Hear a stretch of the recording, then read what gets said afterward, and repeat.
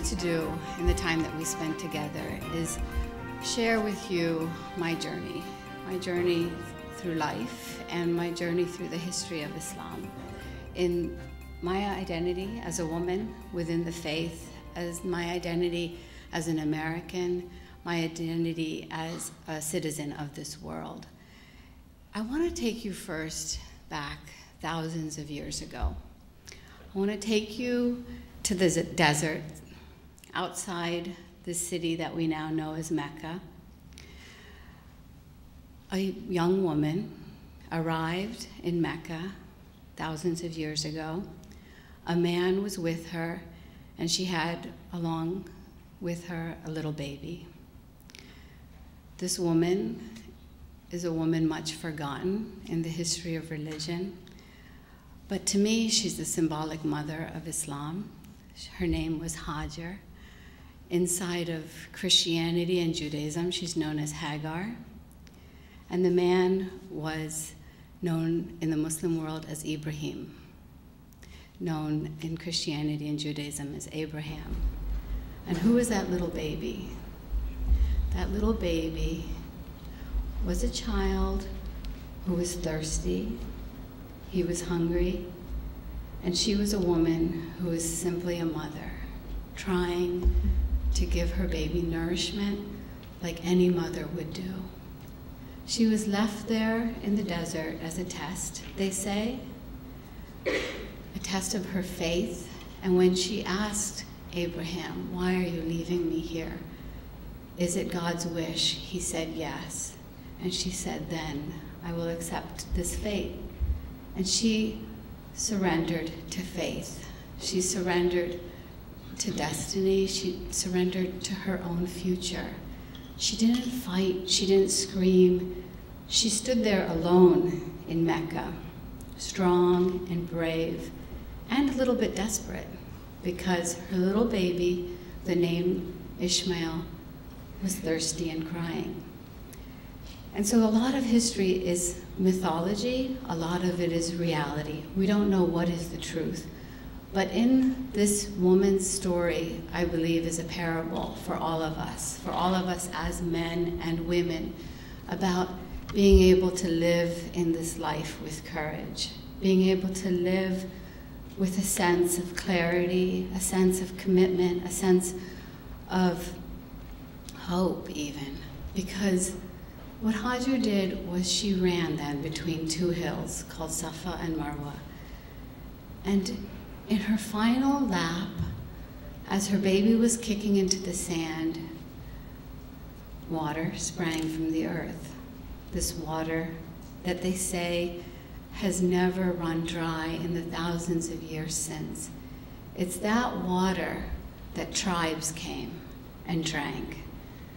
It's that water that nourished the tribe of the Quraysh, into which a little baby named Muhammad was born, to a woman who was a widow. And that young boy became the Prophet Muhammad, revealing into that society a new religion, a new path. And so this is the history into which I was born, thousands of years later, in the 1960s in Bombay, India, into a very conservative Muslim family where the tradition was always one of deep segregation between the men and the women in our family. We came from a corner of India called Azamgarh, where the women live very traditional roles, where the women cover themselves completely, where they get education, but they don't work in the workforce. And that's the family into which I was born. A beautiful family, a loving family, a traditional family, but one that lived very peacefully inside this society that was India, this multi-religious society. My mother and my father came to America, and they started another journey. I mean, a journey that's not much dissimilar from the one that Hajar made thousands of years before. My mother came to this country with my father also surrendering to faith, also surrendering to destiny, and also standing up with courage for whatever was going to come before her. And in that life, she raised me.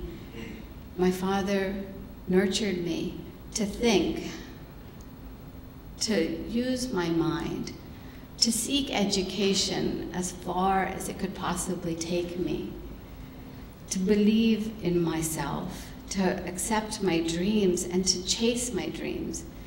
And so in this backwoods of America, which is West Virginia, the state into which I was raised, I grew up. I grew up as a Muslim who didn't go to the junior high school dances because that's not what I did as a good Muslim girl. I didn't go to the prom. I wore a t-shirt underneath the tank top when I ran cross country. You know, I tried to live by the sacred boundaries that were passed down to me inside of my faith. But then in the 1970s, as I was growing up, something was shifting. And this was a global shift in the way Islam is expressed in the world today.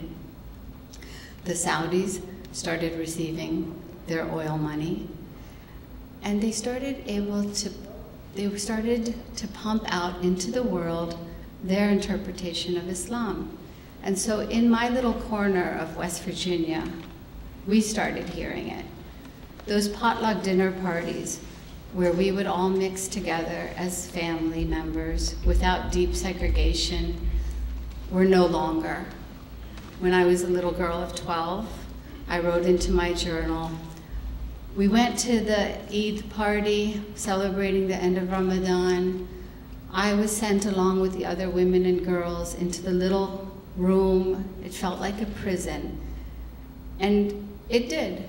The door was closed. The men would bring food to the door, run away, because their interpretation of Islam was that if they were to look at us, it would be sinful. And so this is how I entered my Muslim community in my puberty, as I went from girlhood into womanhood. And what I experienced was the same crisis of faith that I think women and girls in all religions face when they're told there's boundaries that they cannot cross. When a little girl in the Catholic Church is told that her brother can have a role in the service that she cannot have. When a little girl in the Jewish faith is told that she can't be a rabbi even though she wants to be one because the interpretation of her synagogue says that it can't be so. What I experienced and what I'm talking to you about today isn't just, a phenomena of our Muslim world. It's a global phenomena. It's a universal challenge in which women and girls of all the faiths have faced a paradox, where they've faced a paradox in which they believe that they are spiritual equals in this world with men and boys, but the interpretation of the faith says that they're not, that somehow the reality of their gender controls how they can practice religion. So what did I do? I copped out. I went into journalism. I went out into the world. I started a job at the Wall Street Journal.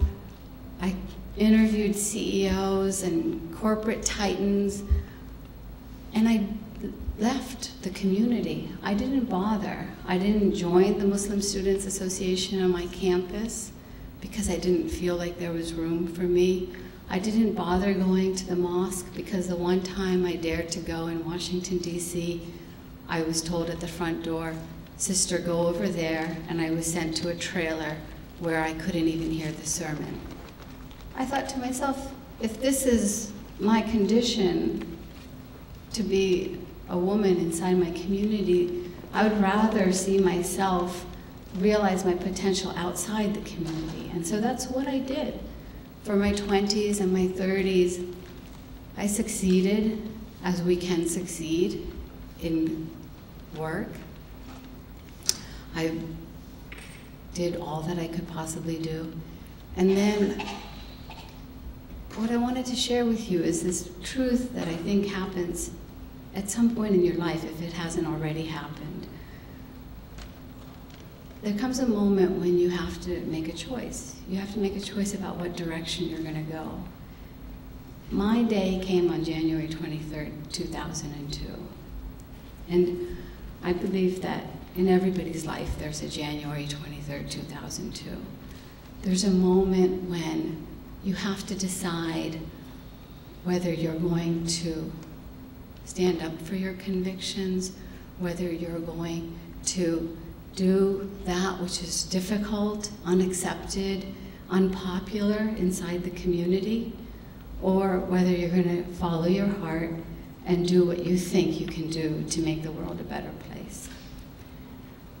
We sometimes have that moment at dinner tables with our families when we face bigotry, sexism, chauvinism, dogmatism. We have to make a decision. Are we going to intervene? Are we going to speak up? Sometimes we face it in the workplace when you see social injustice. Sometimes you see it in society. It can be inside of our little lives. It can be inside of our big world. But at some point or the other, there comes a moment when you hit this crossroads. And that day came for me on January 23rd, 2002.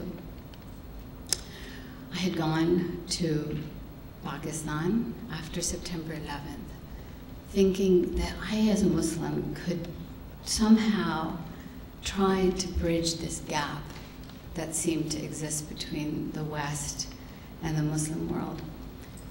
Everybody was talking about the clash of civilizations. Everybody was talking about the big bad Muslims out there. Everyone was talking about the radical Islamic threat. And I knew that my uncle in Lahore was instant messaging his son in Houston, Texas. I knew that Facebook friends from Pakistan were hooking up with their Facebook friends in upstate New York. You know, they were us, we were they. This divide did not have to be so black and white. And so I went to Pakistan trying to figure out how I could bring about some kind of understanding. And in the midst of my journey there, I confronted the ideology that I had known and seen and separated myself from all my life. I went to Quran study circles of my aunts who had become believers of an interpretation of Islam that's very literal. And so at their study circles, they believed very literally the verse in the Quran that says, do not be friends with the Christians and the Jews. They believed very literally in the verse in the Quran that says to discipline your wife, to do this or that. They had chosen a path of interpretation that was literal. It was completely different from the one that my parents had taught me, which was that same choice that Christians and Jews have had to make about whether you are going to take problematic literal verses at face value or if you're going to understand them metaphorically and historically. So as I was sitting there in Karachi and in Islamabad in the days after September 11th, I saw my aunts selling their fabrics for charity sales to support the Taliban. They sympathized, they believed, they considered the interpretation of Islam of the Taliban to be the purest and the most authentic. I wrote about it. I call them the Taliban Ladies Auxiliary, because that's what they essentially were, trying to support this effort over there. But then there came a point when all that intellectual understanding about theology and religion didn't sustain me. I couldn't take it anymore. I couldn't take that dogmatism, that bigotry, that intolerance. And so I left Islamabad and went to Karachi to try to do a fun story for Rolling Stone about sex, drugs, and rock and roll in Karachi. Complete alternative, but it's true, it happens, and I felt, look, there's no better way to show the universal phenomena of this world than explore the vices, right? But in those days, then I settled down, I rented a home, and my friend Danny Pearl came to visit in January 2002. On January 23rd, he went off for an interview. We were waiting for him, his wife and myself, ready to have a dinner, introducing him to my new friends in Karachi. And the night slipped into morning without Danny returning. We started going through his emails, and we started seeing that he was planning to meet a religious leader who had been linked by the FBI to domestic terrorism in America. Who knew if it was true, but the red flag went up. His name was Sheikh Jelani. Morning came, and I thought, with morning I can get help. With morning, with the call to prayer, Karachi will awaken, and I can find help. And with the morning prayer, I started calling all that I knew that could help. And the first person I called, one of the husbands of the women in those study circles I'd been going to, said, Asra, so many people will help Danny Pearl's wife, but who is going to help the women here who are left widows? I have to help them. And so phone call by phone call, I couldn't get help.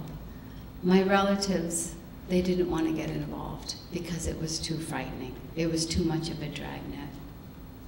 And we found ourselves alone, searching, the police taking over my house, turning it into a headquarters for themselves.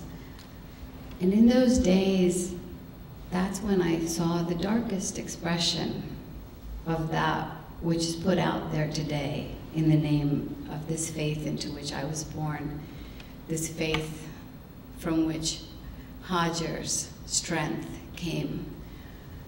In those days then, the photos came of Danny with a gun to his head, his hand in chains, and we learned that the photos had been dropped off at a mosque in Karachi on the holiest day of the week, on Friday, the busiest service, the Sunday service for us on Friday afternoon.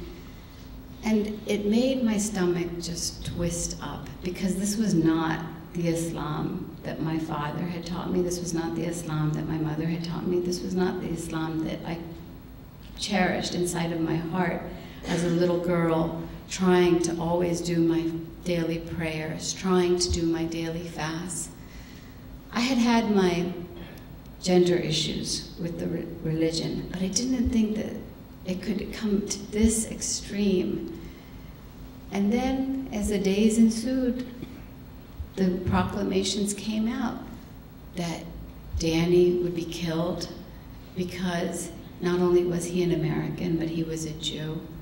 So they were taking that literal interpretation that I had heard in those study circles in Islamabad and putting it into practice. The days continued, the weeks continued. They found the mastermind, a young Pakistani American. They found the men who had sent out the emails. We packed up Danny's suitcase thinking he was going to come out now. He was going to be free. We daydreamed about what Caribbean island he and Marianne would go to vacation and to recover. And then, in the 5th week, the police came to the house, and a man that we called Captain turned to Marianne and said, "I'm sorry, I couldn't bring your Danny home." And in that moment, I felt the worst of what can happen when religion is hijacked, when people use it as an excuse for crime. And yet, when Marianne ran to her room, screaming and crying, having been a pillar of strength throughout the investigation, but finally just crumbling in the midst of this truth that had just been revealed to her, what did I do? I sat outside her room on the stairs, and I kept saying to myself the prayer for protection that my mother had taught me from the Quran as a little girl. You know, the same prayer that I kept uttering to myself whenever I would wake up with nightmares, whenever I would have a moment in my life that was difficult and unbearable. I said that prayer over and over and over again to myself like a chant, trying somehow to invoke the best of faith, the best of divinity, to protect Danny's soul, to protect this baby that was growing inside the belly of a mother who no longer could expect that the father would come home.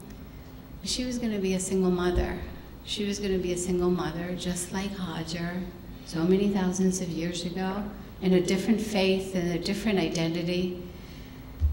And that's when I knew that, you know, there is no such thing as an atheist in a foxhole, they say. This is when you know your religion, your spirit, your faith courses through you, just like Hajar turned to faith for strength. But I was angry. I was angry at what had happened. And I had a personal crisis also, growing inside of myself.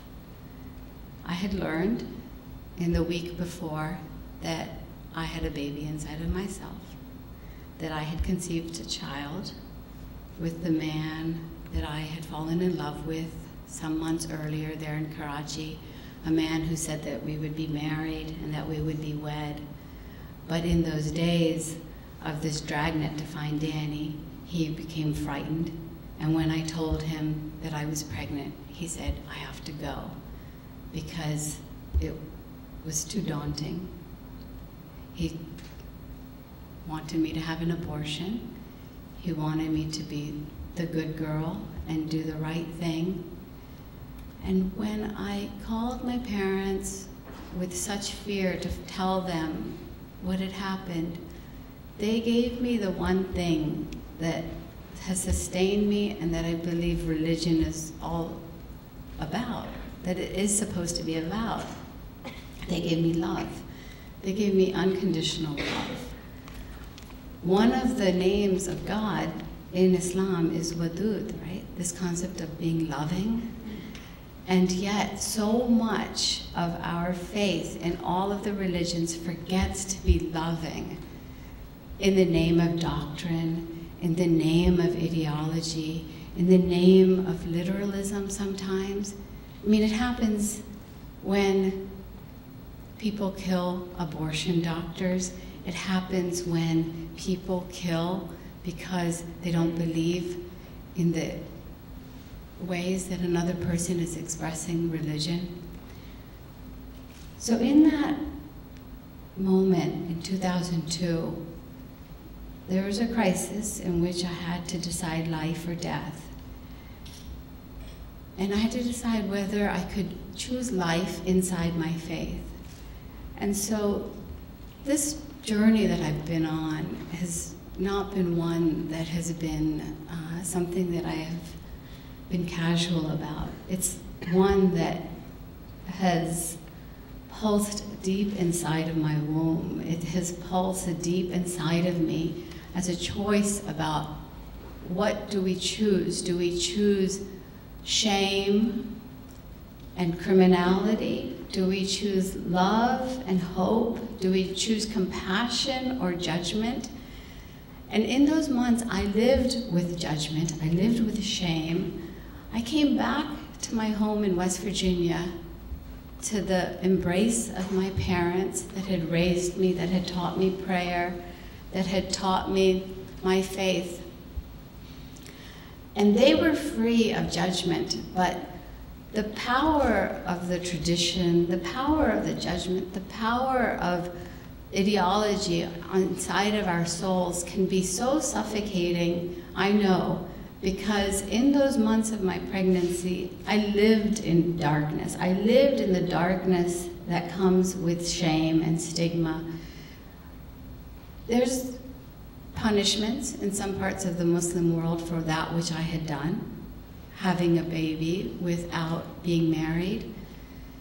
I was free from it in my world here in America, but inside of myself, I was doing my own stoning. I was lashing my own soul. I was feeling that self-hate that comes with living without peace about your life, your values, your choices.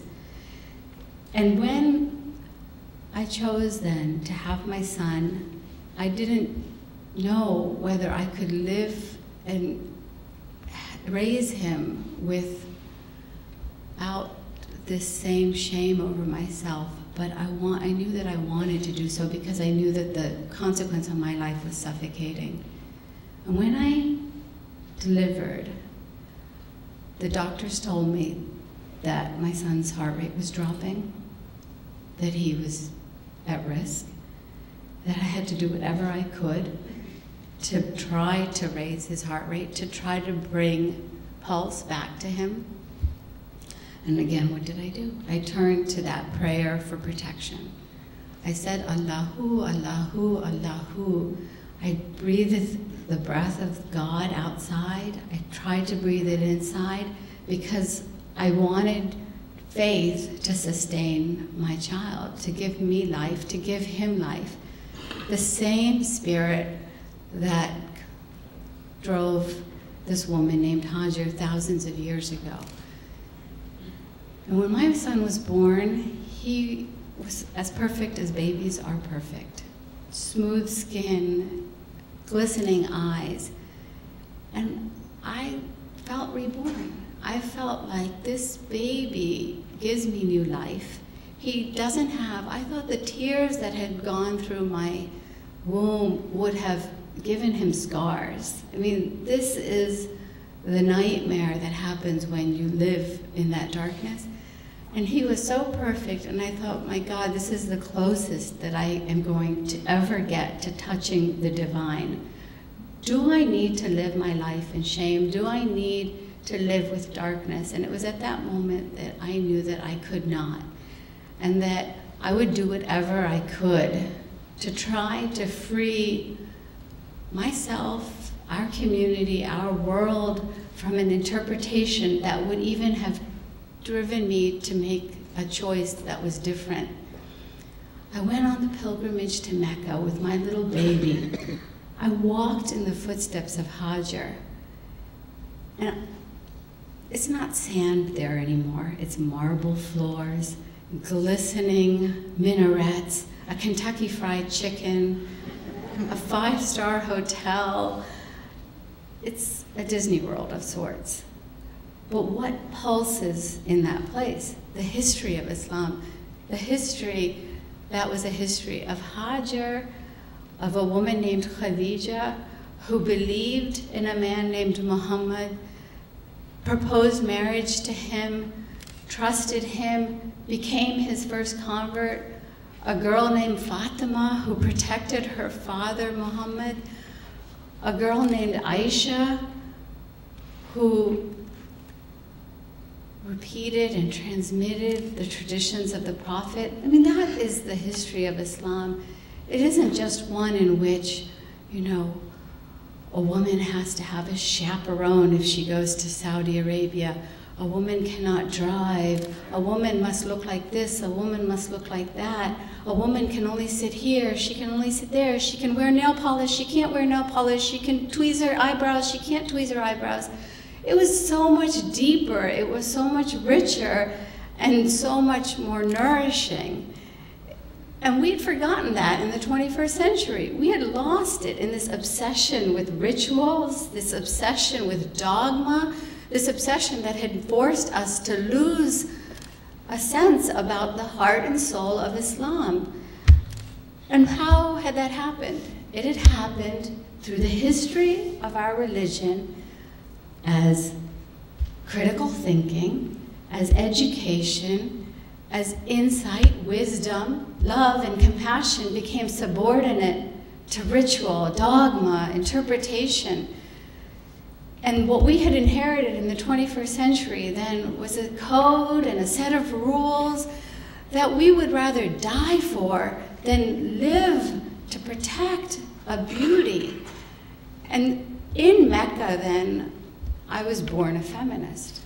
I rejected that term, even though I was a beneficiary of America's feminist movement.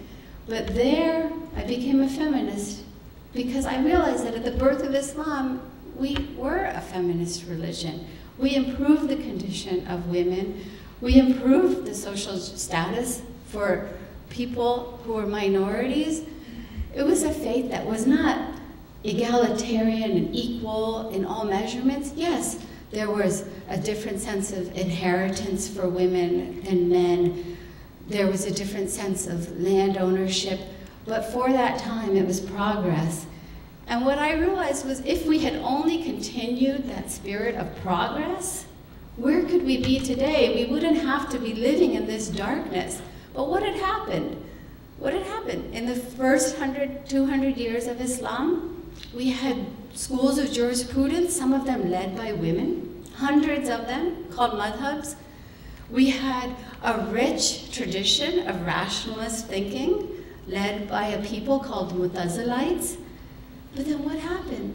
What happened was people started trying to have power and control.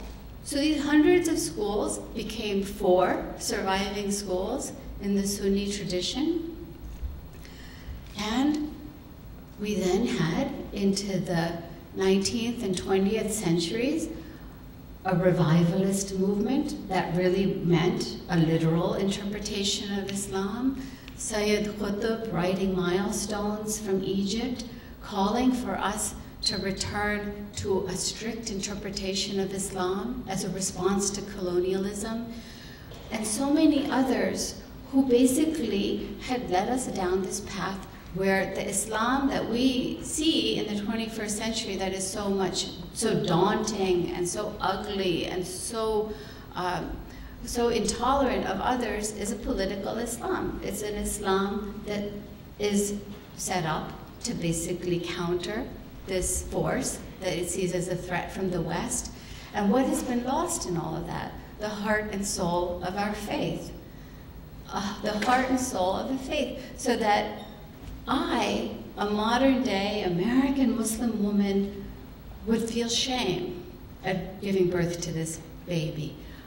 That a young British Pakistani man would feel justified in killing an American because he's Jewish. This is the casualty. And what I knew is that each one of us has a responsibility. Danny's death, my choice of whether to bring my son into this life, they represented for me that moment when I had to decide. And I came back to this country from that pilgrimage. I didn't know how I was going to do it, but I knew that in my heart, this was what I wanted to do, was try to challenge this interpretation, because I realized that this interpretation was not the only choice we had as Muslims. It wasn't the only one.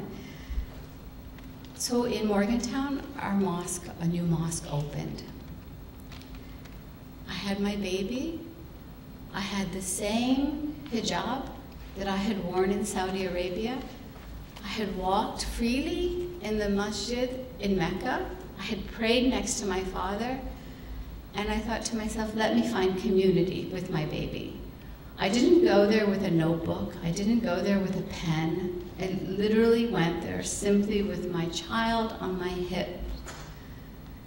And I confronted the truth, the reality of what we face in our communities. The president of the board yelling at me and telling me, sister, take the back door, take the back wooden staircase, go up the back staircase, well, go into that balcony where you cannot see anything, where you cannot see the speaker like you are looking at me, where then I went and we heard in the first nights, a woman's voice is not to be heard. This interpretation that a woman's voice is so alluring and so sexy that she would distract a man from prayer. We heard all of the interpretations that have become a truth in our community, unfortunately, today. And I started picking up the phone and calling the scholars because I had learned education, knowledge, critical thinking are the values with which we need to live. And we shouldn't forget them inside of our Muslim communities. So I called and I found out that, yes, in fact, this reality where women are separated, segregated, and made silent was not the reality of Islam in the 7th century. The tradition of the Prophet was one in which the women were in the same room. They challenged him, they questioned him. And in the 21st century, in America, we are expected to write our questions to the men on a little piece of paper to hand to the little 7-year-old boy who is going to forget it along the way. Disempowerment, disengagement.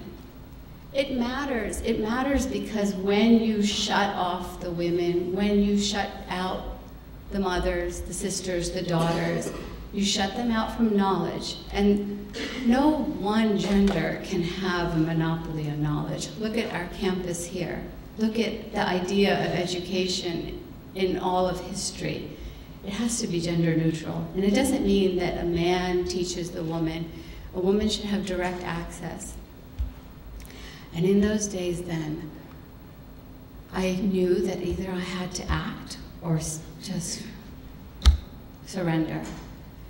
But I was so afraid because it is really frightening to challenge conventional wisdom.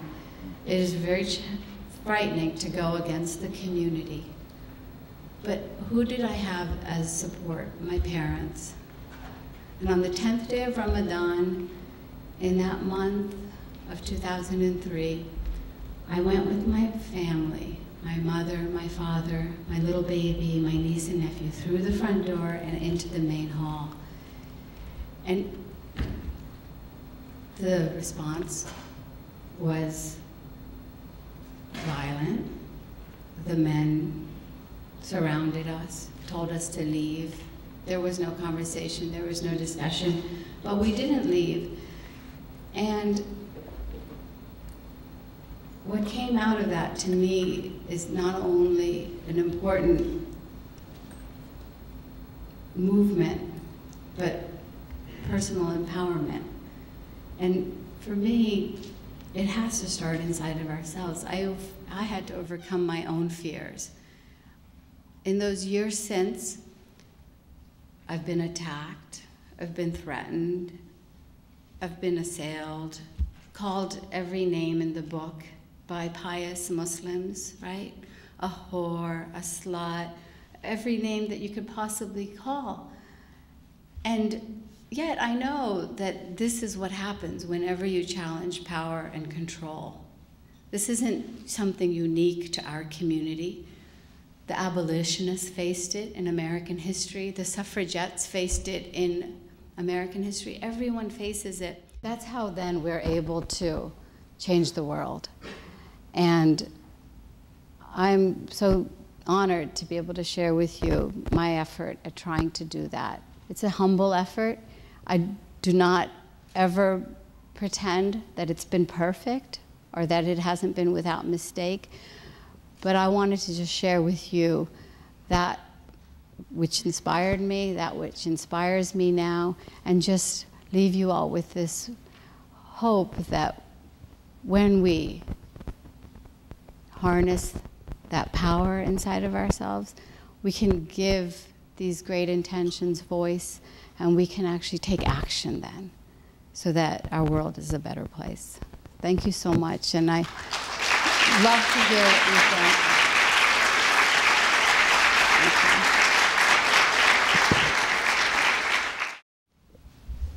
I had a similar feeling as you do, being a white American convert. I feel this. I get the same kind of looks from Arabs, Indians, Pakistanis who are born Muslim.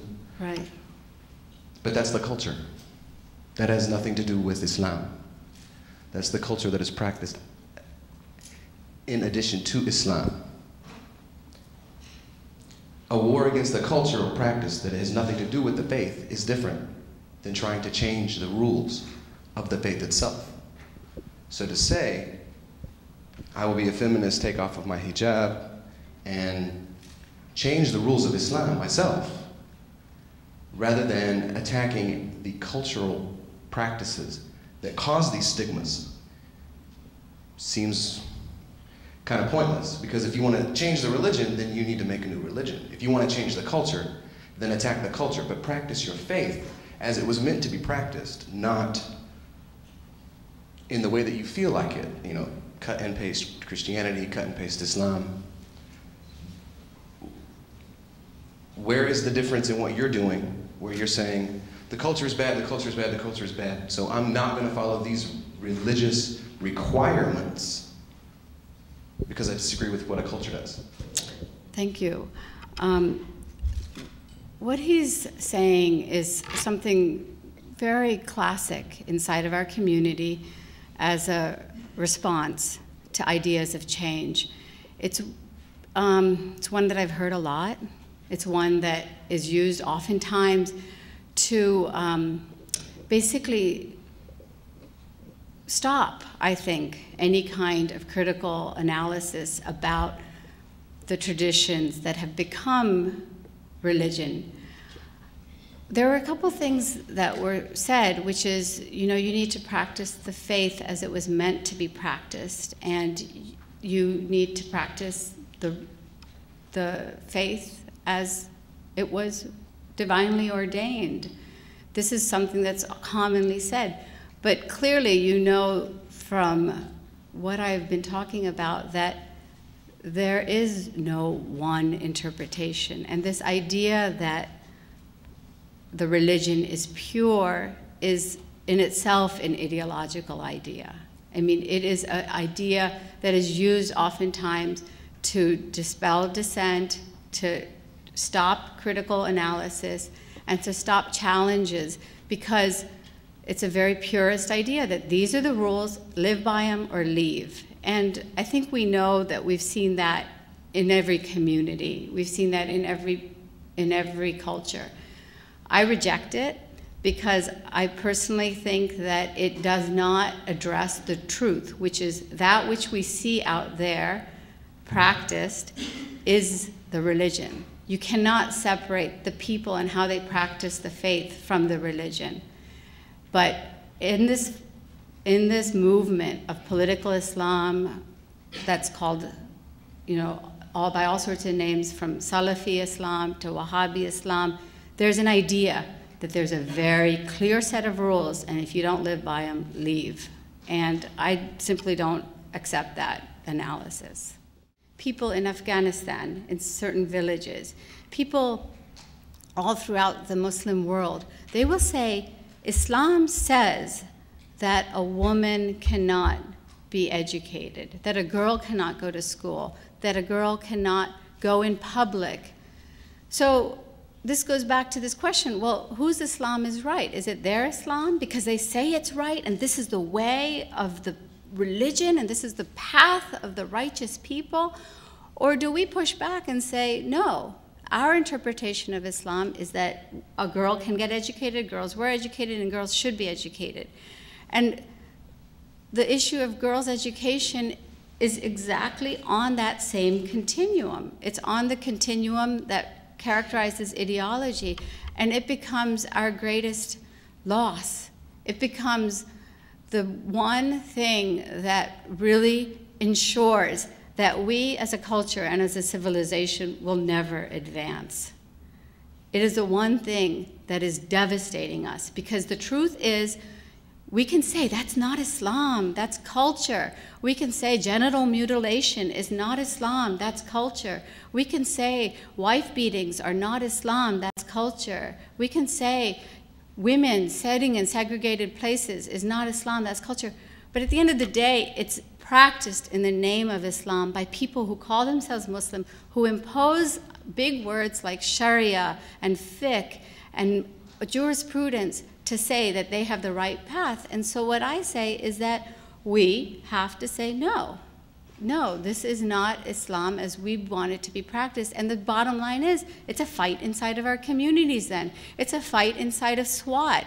It's a fight to see if a little girl named Malala Yousafzai can go to school in SWAT or not.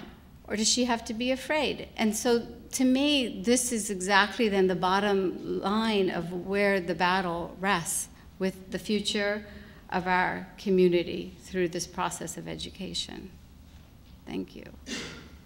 I would first like to say assalamu alaikum and thank you for coming out. My question is a simple one. As a Muslim, we're taught to follow the Quran, which is the recitation of God, Allah, which is God, to Muhammad sallallahu alaihi wasallam, peace be upon him, and also to accept the Sunnah, which is the traditions of the Prophet. So I was just wondering if you do accept the Sunnah and the traditions, and if there is a dispute, like you were saying, like in any interpretations, what do you do? Do you refer it back to the Sunnah, or do you make up your own interpretation? Thank you for your question. The question that he's asking is basically speaks to the question of interpretation in our community. In our schools of jurisprudence, in this process that we call fiqh, which is the process of making rulings, the Quran, which is the Bible of Islam, is used as a primary source. The secondary source is something called the Sunnah, which is the traditions and the sayings of the Prophet Muhammad, most of which, ironically, were transmitted to the present day by a woman, his wife, Aisha. And then the dispute occurs over other issues. The most traditionalist and strictest of interpreters say that we have a very literal reading of the Quran, and that we accept specific Sunnah because the truth is that they were transmitted. There's ones that are in dispute. There are ones that are considered more legitimate. But it's not as if they were divinely spoken into the hearts of each person as authentic and true. In Turkey right now, there's a project happening right now to decide what is a true attribution to the Prophet Muhammad, what's not. This is the same battle in Christianity. There's a book called Misquoting Jesus. It's the same thing that happened in Christianity that denied women their equal role. But then, after the Quran and the Sunnah, it becomes a question, how much do you value consensus of scholars? And then who are the scholars whose consensus you have to decide upon? And then there is another value, which is practicality. How much do you value the issue of practical application of these laws? So the most strict of interpreters will take a very literal interpretation, and those are the ideologies that we now know in our modern day as these schools that are called Salafi, Wahhabi, all of these other languages. Or do you allow for a wider interpretation of law, where the ownership over interpretation is not just these guys over these centuries, this men's club of scholars who made interpretations?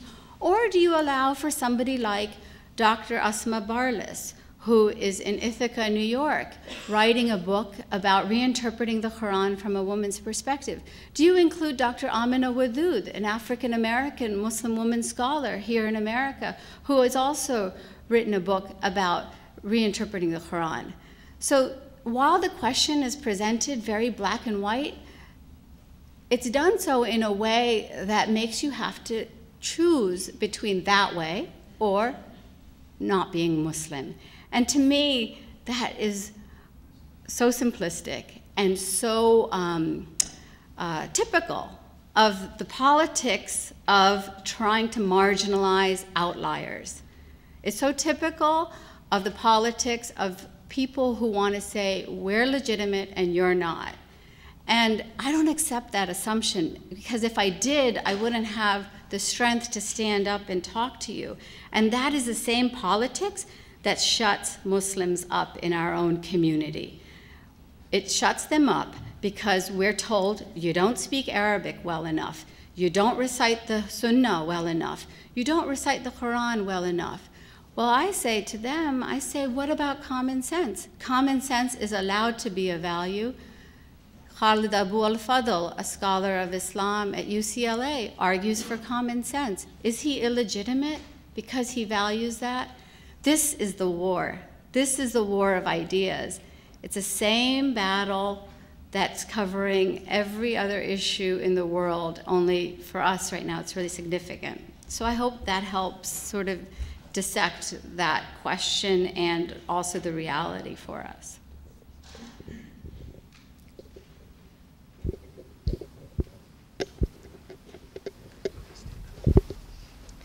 First of all, I'd like to thank you again for having the courage to do what you do. When you began your speech, you started with the story of Ishmael. I am a Christian, and it is a very well-known story in the Bible. I feel that that story in itself shows the interconnectedness across religions and across cultures. And my question to you is, as I do not agree with the purists and those who do take the literal sense of religion, because I feel that oftentimes it leads to more dissension amongst the cultures and amongst different religions. What can be done at this point, and do you think you're making progress in what you're trying to accomplish when so many feel it's an attack on their culture and not necessarily the religion? It's a great question, and it's one that I'm really sensitive to because I know that a lot of Muslims feel under siege.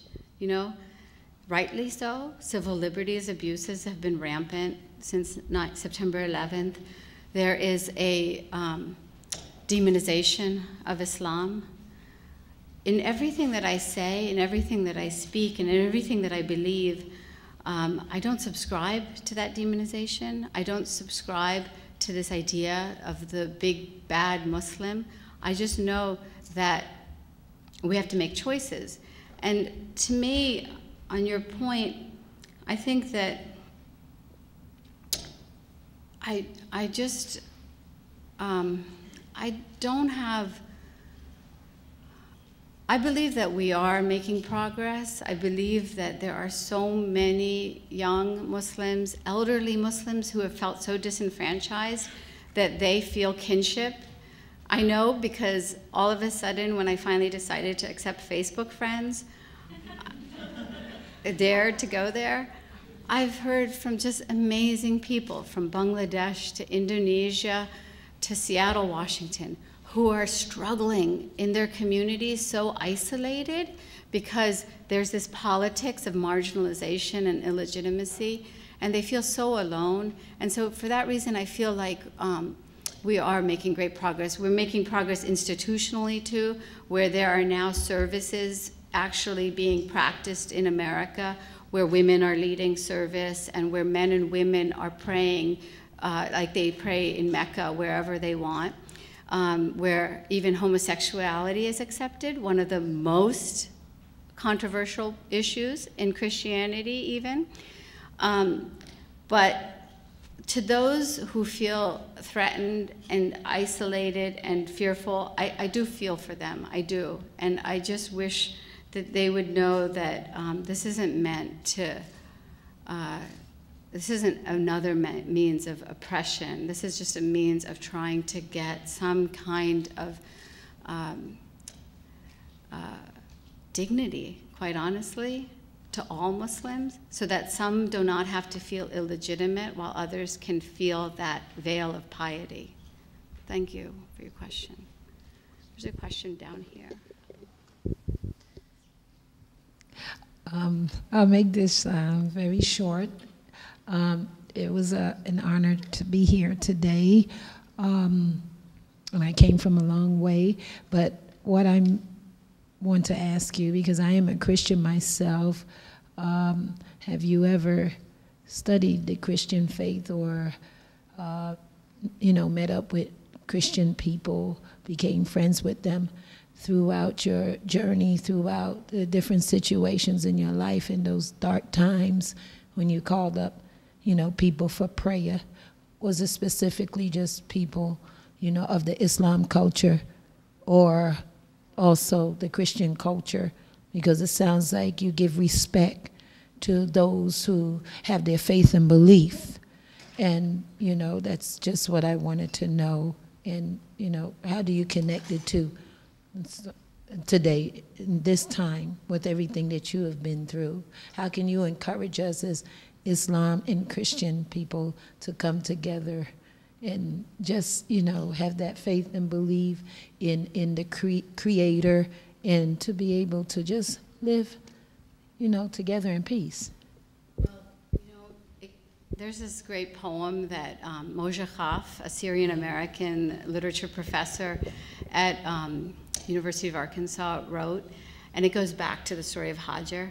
And this may seem disrespectful to some people, but it's meant sort of as a satire, but also as, as a point, which is, it's an email that Hajar's therapist told her to send to Sarah. And in it, she's like, man, Sarah, we should have just moved in together and raised our boys together and forget Abraham. Okay, so a little disrespectful perhaps, but the point is, man, isn't that a shame that that first split, that first disunity, that first antagonism was not healed with friendship. And to me, it is friendship. My first friend in West Virginia was a girl named Karen Svoboda. My next friend was a girl named Sumita Sinha. Karen was Christian, Sumita was Hindu. Danny was Jewish. He threw that prom that I never got to have when I was 18, when I was 28. We called it the Midsummer Night's Prom. And all the girls wore their cheesy bridesmaids dresses. It was friendship. It was through the friendship of just common interests that I got to know the best expression of living life with tolerance. It was the principle that my parents lived by growing up in India, being a society of so many different religions. And that doesn't mean, we're all going to get along. I mean, you have certain kindred spirits. And I have had a lot of strength from Christian friends, people who have shared with me their own challenges in their community when a minister would come to town and try to take it over with an intolerant teaching. I went to Rome on my own pilgrimage, and I ended up doing what I called my own heretics tour in Rome, because so many people have died at the stake in Rome, challenging ideology. And when it came my moment to sort of declare the principles in which I believed, I borrowed a page from Martin Luther. I called it 99 Precepts for Opening Hearts, Minds, and Doors in the Muslim World, borrowing a concept from the Methodist Church. And I took the 99 names of Allah, associated them with the values with which I wish we would live in our community, and I taped them to the front door of my mosque, because, nowadays you don't want a misdemeanor on your record. But the point was, yes, through personal relationships and the story of the history of the people of other faiths, that's where I've found inspiration. Thank you. Assalamu alaikum. Wa alaikum salam. I'd like to thank you for coming, and I really appreciate your activism and your goal of helping Muslim women, because it really is part of the traditional Islam to elevate women. So I'm glad to see you take an active role in that. But I do feel that maybe you have misrepresented mainstream Islam, because, for example, earlier you said that you used madhabs, the schools of thought, in line with the Salafi movement and the Wahhabi movement. And I can understand your perspective, because I originally grew up kind of in one of those kind of mosques, kind of like you were saying, where everybody was very strict. When I moved away from there, I kind of discovered the mainstream Islam. And so I feel like you labeled mainstream Islam as this Salafi movement, when in fact it's a very small minority. It's prevalent in Saudi Arabia and with the Taliban, but in the majority of Islam, it's not. And so what I feel is when you talk to these Salafi movements and the Taliban, Al-Qaeda, they have this idea of disregarding scholarship. They have this idea of, I'm going to make my own interpretation according to what I believe is good. They disregard scholarship, or if they take scholarship, they distort it and use it for their own personal gain. In mainstream Islam, we try to go towards the scholarship and learn from those who came before us. So I want to ask you, what do you feel is different between you on the left side and the extremists on the right side? I feel like you're doing the same thing, but on opposite ends of the spectrum, where they're disregarding scholarship and using their own interpretation, and you're disregarding scholarship and using your own interpretation, but you're not taking into account the middle way. So I just want to I want to hear your response on that. Sure. Thank you for your kind words first. And I believe every path is doing the same thing. The Wahhabi Salafi movement, counts as one of its modern-day ideologues a man named Sayyaf, who is a minister and a leader in the Karzai administration. He was the ideological brain trust for Al-Qaeda and Khalid Sheikh Mohammed. He is the namesake for this Abu Sayyaf movement in Far East Asia. And he was the minister of religion in Afghanistan with a real tradition of scholarship. The mainstream people who practice, as we call it, quote unquote, mainstream, they also try to use scholarship in whichever way that they can, as I try to do. I mean, to me, it all becomes an exercise of intellect, trying to figure out how to understand religion, how to interpret religion. That perspective of the Al-Qaeda and the Taliban, and my perspective may be on opposite ends of the spectrum from the middle group in our Muslim communities, but to me, we're all using the same means of trying to come up with interpretations. I disagree with theirs, they disagree with mine.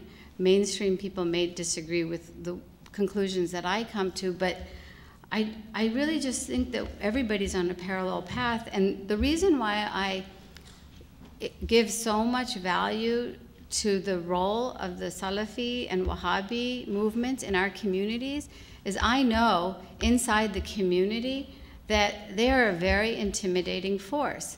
And so even though they may not be the majority, and they may be one or two PhD students who have come over for a few years into our local mosques, they're pretty aggressive and they're pretty intimidating.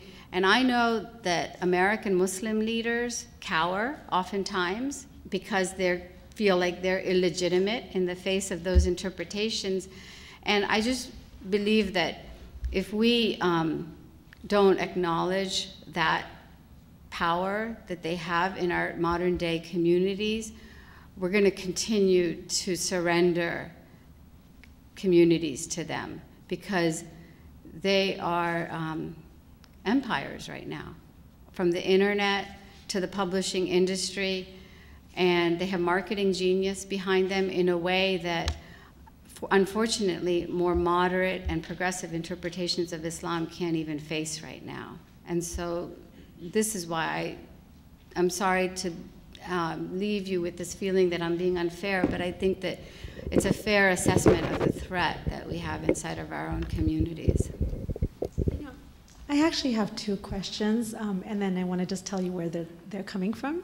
The first is, in your travels and experience, have you seen a difference between, is it men really that are the issue, or is it the women?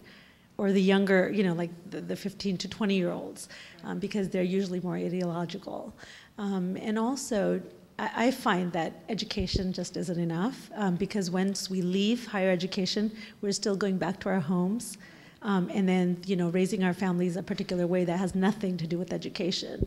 And the reason I ask this question is because I'm a Hindu from India, raised in America, totally Americanized. And my best friend is a male from Pakistan, and a Muslim, raised American. And so when we went to college together, there was no issue. But once we left college, okay, it was time to get married. It was time to raise our children. Then those issues come in. And I found that he did not believe in a lot of that stuff, but he was pulled in from his mom, his sister, and really it was the women more than the men. Right. So I just wanted to hear a little bit of your thought on that. Yeah, I mean, who was my greatest supporter was my mother and then my father.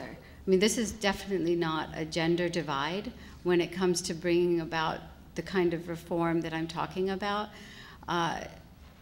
I consider the Prophet Muhammad the feminist, like I said. I look at his example as an inspiration to us for what is possible today.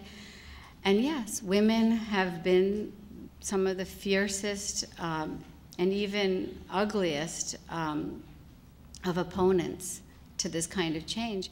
And I understand it. I understand that sometimes identity is really wrapped up in protecting traditionalism, and that it becomes a threat to suggest that a different way should be an option.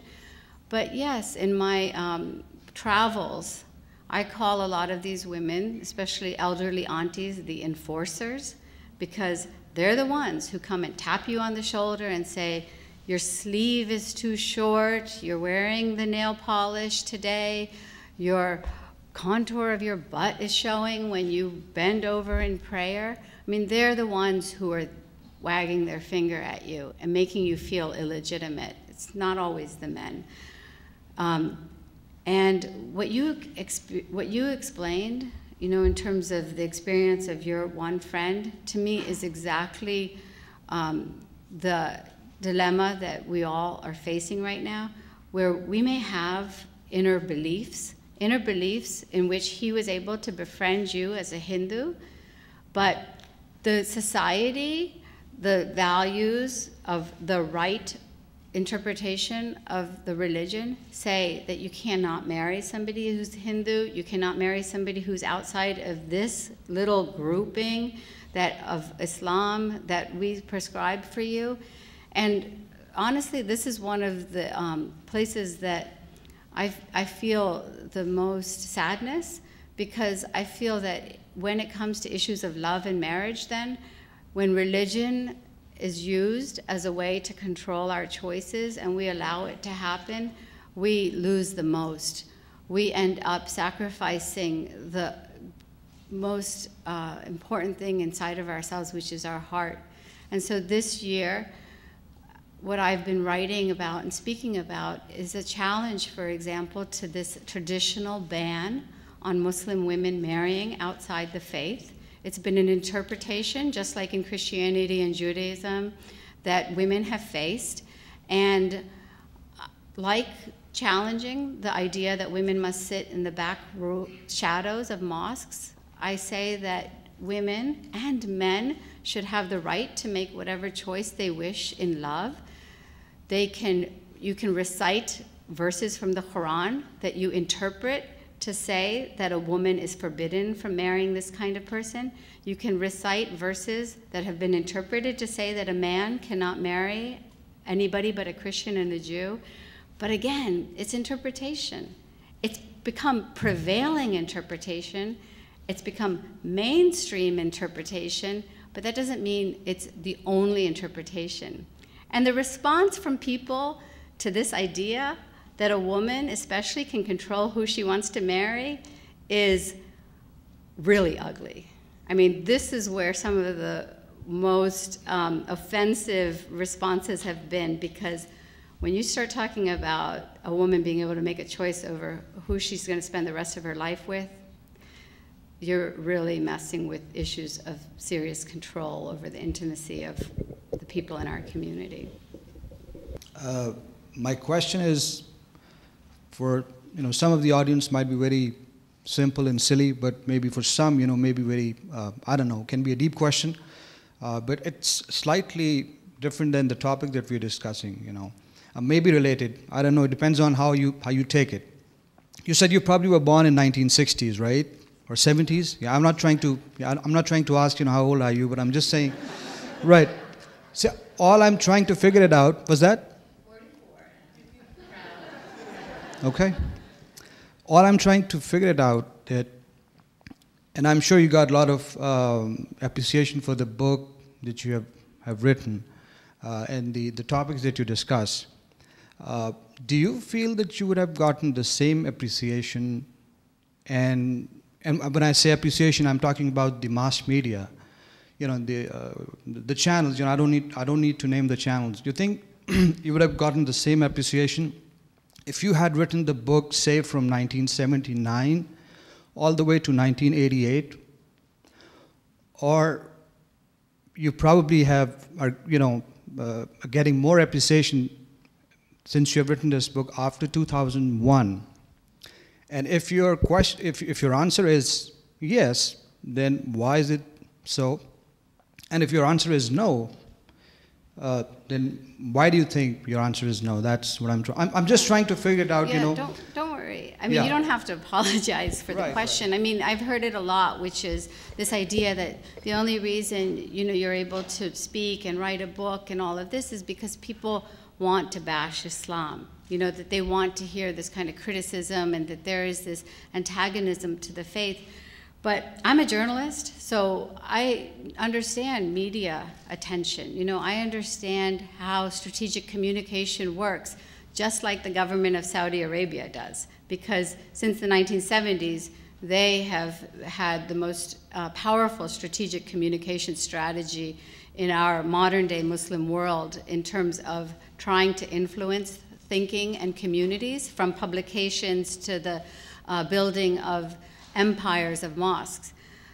So absolutely, there's more interest in what I have to say post 9/11, and I didn't even have this to say before 2001 because I was checked out as a Muslim myself. I wasn't inspired. But I don't see any fault in it, honestly, because I know that what's happened after September 11th is that the world is just hungry to hear voices of reason and common sense in our Muslim community, not just ideas that we're perfect and we're good and this is culture and that's not religion. They don't want to hear apologies. They don't want to hear excuses. They want to hear us taking responsibility for the way violent Islam is being expressed in our communities. They don't judge the religion. Sure, there are some people who are going to. Of course there are. They judge their own Christian brothers and sisters who stray from their path. But what I hear more than anything else is an openness on part of people of this world who just want to see that Muslims are awake in their brain and that they see the madness that's being expressed and that they're actually doing something about it. So, yes, absolutely. There is larger media interest in the issue of Islam, but I think it's a good thing because we need to have a critical examination of what's going on in our communities. I think we need to have people thinking about what's going on so that that can challenge us. Thank you very much. My name is Emmanuel. You've given us an insight on how as a woman, in the Muslim world, how things are.